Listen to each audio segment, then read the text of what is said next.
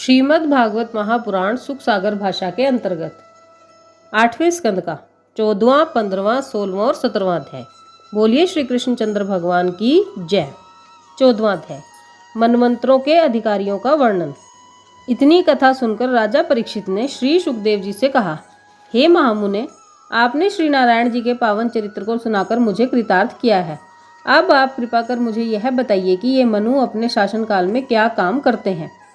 श्री सुखदेव जी ने कहा, हे परीक्षित, प्रत्येक मनवंतर में मनु अथवा उसके पुत्र श्री नारायण जी की आज्ञा के अनुसार पृथ्वी पर धर्म का प्रचार करते हैं। देवतागण यज्ञ का भाग, पूजन तथा आहुति ग्रहण करते हैं। इंद्र का कार्य यह है कि वह दैत्यों का संहार करके तीनों लोकों की रक्षा करता है। सप्त ऋषियों का कार्य अपने योगाभ्यास के द्वारा गुप्त भेद को जगत में प्रकट करना है। श्री नारायण जी अवतार धरकर कुकर्मियों तथा धर्मियों का नाश करते हैं और अपने भक्तों की रक्षा करते हैं। अथवा महाप्रलय के समय श्री नारायण जी काल स्वरूप होकर संपूर्ण सृष्टि का नाश कर देते हैं। जिस तरह तालाब का जल प्रतिदिन सूखता है परंतु पता नहीं चलता, उसी प्रकार पुरुष की उम्र निरंतर घटती रहती है, फिर भी वह परलोक की चिंता नहीं करता। मनुष्य को उचित है कि वह अपनी मृत्यु का डर मानकर अकर्म ना करे और दिन रात त्रिलोकीनाथ का ध्यान करता रहे, जिससे उसका परलोक सुधर जाए। इतनी कथा कहकर श्री सुखदेव जी ने कहा, हे परीक्षित, देवता आदि श्री नारायण जी की शक्ति हैं, अतः उनका ध्यान करने से भी पाप नष्ट हो जाता है। ये था 14वां अध्याय। अब 15वां अध्याय, राजा बलि की पुनः इंद्रलोक पर विजय। राजा परीक्षित ने कहा, हे सुखदेव जी, आपने यह बतलाया था कि श्री नारायण जी ने वामन अवतार ग्रहण करके राजा बलि से भिक्षा मांगी थी और छल द्वारा उसका राज्य लेकर देवताओं को दे दिया था। राजा बलि में ऐसी क्या शक्ति थी जो स्वयं नारायण जी को उससे भिक्षा मांगने आना पड़ा। हे प्रभु, श्री नारायण जी ने यज्ञ करते समय उसे बांधा क्यों था, वह कथा आप मुझसे विस्तार पूर्वक कहने की कृपा करें। श्री सुखदेव जी ने कहा, हे राजन, नारायण जी की दया से जब देवताओं ने अमृत पीकर असुरों को युद्ध में जीत लिया और अपने स्वर्ग के सिंहासन को पुनः प्राप्त कर लिया, उस समय असुरों के राजा बलि ने सब दानवों सहित अस्ताचल में रहकर बहुत दिनों तक अपने गुरु शुक्राचार्य की सेवा एवं पूजा की। उसकी सेवा से प्रसन्न होकर शुक्राचार्य ने उससे महाअभिषेक स्वर्ग से विश्वजीत नामक यज्ञ आरंभ कराया। उस यज्ञ की समाप्ति पर हवन कुंड से एक सोने का रथ, 4 घोड़े, एक सिंहध्वज, एक धनुष, एक अक्षय तुणीर, एक खड्ग तथा एक दिव्य कवच की उत्पत्ति हुई। उस समय भक्तराज प्रहलाद से अपने पौत्र राजा बलि को कभी न मुरझाने वाली एक पुष्पमाला मिली। श्री शुक्राचार्य ने राजा बलि को एक शंख देते हुए इस प्रकार कहा, हे राजन, तुम इन घोड़ों को इस रथ में जोतकर यही ध्वजा लगा दो। तदुपरांत इस पुष्पमाला को पहनकर तथा मेरा दिया हुआ शंख बजाकर देवताओं पर चढ़ाई कर दो। मैं अपने योग बल द्वारा तुम्हें यह वरदान देता हूँ कि श्री हरि की कृपा दृष्टि से इस बार तुम्हें निश्चय ही विजय प्राप्त होगी। हे परीक्षित, इस प्रकार वरदान को पाकर राजा बलि को बड़ी प्रसन्नता हुई। तदुपरांत वह शुक्राचार्य की आज्ञा मानकर शुभ मुहूर्त में अपने गुरु और पितामह को दंडवत प्रणाम करके उसी रथ पर आरूढ़ हो गया और अपने साथ अनेक शूरवीरों को लेकर युद्ध करने के लिए इंद्रपुरी में जा पहुंचा। हे राजन, जिस समय राजा बलि ने वहां जाकर शुक्राचार्य द्वारा प्रदान किया हुआ शंख बजाया, उस समय उसके घोर शब्द को सुनकर देवता लोग भयभीत होकर डर गए। अंत में जब वे युद्ध करने के लिए आए, उस समय राजा बलि के तेज के कारण उनका समस्त शरीर जलने लगा। तब युद्ध में दैत्यों से परास्त होकर वे वहां से भागने लगे। तत्पश्चात उन्होंने बृहस्पति जी के समीप जाकर उनसे इस तरह पूछा, हे देवगुरु, इस समय हमारे परास्त होने का क्या कारण है। बृहस्पति जी ने उत्तर देते हुए कहा, हे देवताओं, उस शंख का ऐसा प्रताप है कि यदि 100 इंद्र भी एक साथ मिलकर राजा बलि का सामना करें तो भी वे उससे विजय प्राप्त नहीं कर सकेंगे। देवाधिपति श्री विष्णु भगवान के अलावा अन्य कोई भी उससे युद्ध नहीं कर सकता। बृहस्पति जी के श्री मुख से ऐसे वचन सुनकर सब देवता व्याकुल हो गए और मनुष्यों का स्वरूप रखकर वहां से भाग गए और किसी पर्वत की कंदरा में छिपकर अपने दिन व्यतीत करने लगे। उस समय राजा बलि को पुनः तीनों लोगों का राज्य पाकर बहुत ही हर्ष हुआ। तदुपरांत बलि ने अपने तेज और शक्ति वृद्धि के लिए भरतखंड में यज्ञ करने का विचार करके अपने गुरु शुक्राचार्य से विनय करके कहा, हे गुरुदेव, आप कृपा कर कोई ऐसा उपाय बतलाइए जिससे मेरा राज्य स्थिर बना रहे। शुक्राचार्य ने उत्तर दिया, हे बलि, यदि तुम 100 वर्ष तक लगातार यज्ञ करो और तुम्हारे यज्ञ में कोई बाधा ना पड़े तो तुम्हारे 100 यज्ञ पूर्ण हो जाने के पश्चात तुम्हारा राज्य सदैव तीनों लोकों में स्थिर रहेगा।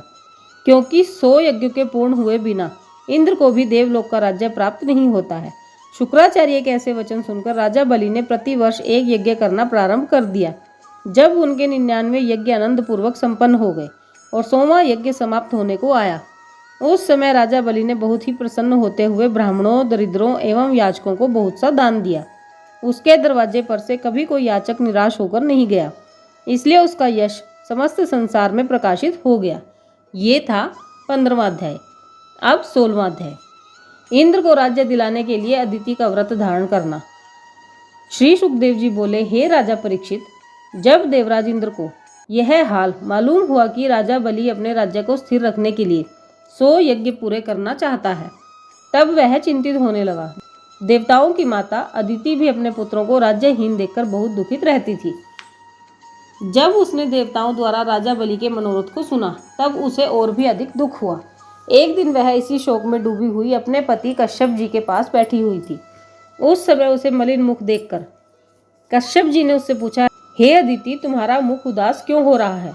क्या तुम्हारे द्वार से कोई मुनि अथवा अतिथि बिना भोजन पाए लौट गया है? जो भी कारण हो वह मुझे शीघ्र बताओ।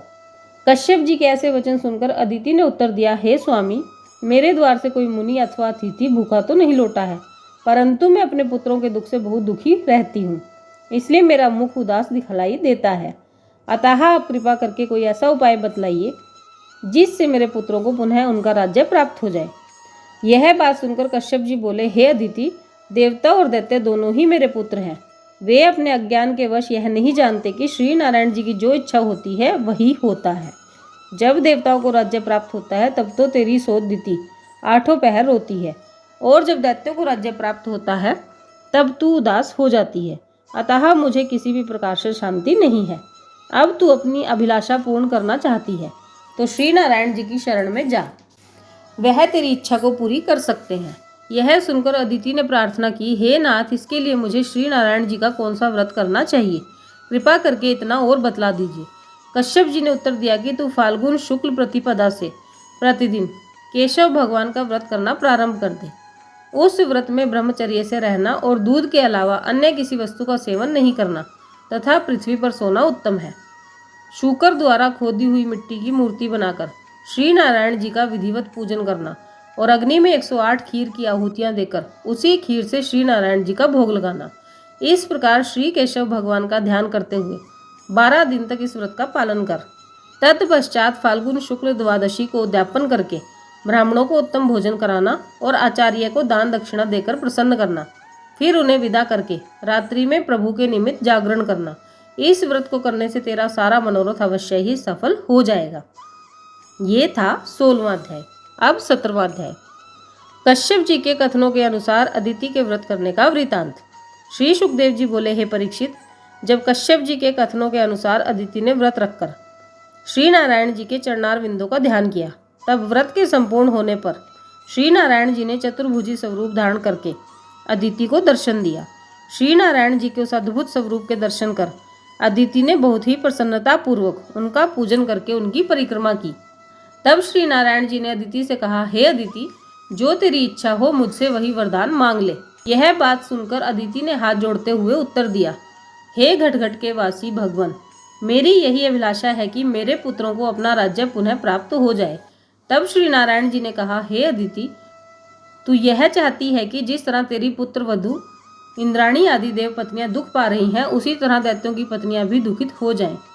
लेकिन इस संबंध में तुझे यह ध्यान रखना चाहिए कि राजा बलि ने 100 यज्ञ करके मुझे प्रसन्न कर लिया है। वह गुरु और ब्राह्मणों की सेवा करता है, अतः मैं उसका राज्य जबरदस्ती नहीं छीन सकता हूँ। जो प्राणी धर्मात्मा और हरि भक्त होते हैं उन पर मेरा कुछ वश नहीं चलता। परंतु हे अदिति, तूने भी व्रत रखकर मुझे बहुत ही प्रसन्न किया है, अतः मैं तेरे हितार्थ दैत्यों से चल करके देवताओं को राज्य दिला दूंगा। प्रभु के यह वचन सुनकर अदिति पुनः कहने लगी, हे भगवान, मैं यह चाहती हूँ कि आप मेरे गर्भ से जन्म लेकर देवताओं की सहायता करें, जिससे उन्हें उनका राज्य प्राप्त हो जाए। तब श्री नारायण जी ने उत्तर दिया, अच्छा, तेरा यह मनोरथ भी पूर्ण होगा। उसी दिन कश्यप जी द्वारा अदिति ने गर्भ धारण कर लिया और भाद्रपद शुक्ल द्वादशी को दोपहर के समय श्री हरि ने अदिति के गर्भ से प्रकट होकर देवताओं को दर्शन दिया। तब श्री नारायण जी के दर्शन पाकर सब देवता लोग कृतार्थ हो गए। सब छोटे बड़े देवताओं ने श्री नारायण जी को साष्टांग प्रणाम किया। उस समय प्रभु का वेद स्वरूप छोटे बालक के समान था। जिस समय कश्यप जी एवं ब्रह्मादिक देवताओं ने उनके वामन स्वरूप को देखा, उस समय त्रिलोकी भर में बड़ा ही आनंद उत्सव और मंगल गान होने लगा। ये था 17वां अध्याय। बोलिए श्री कृष्णचंद्र भगवान की जय। आज की वीडियो में बस इतना ही, फिर मिलेंगे अगली वीडियो में। राधे राधे।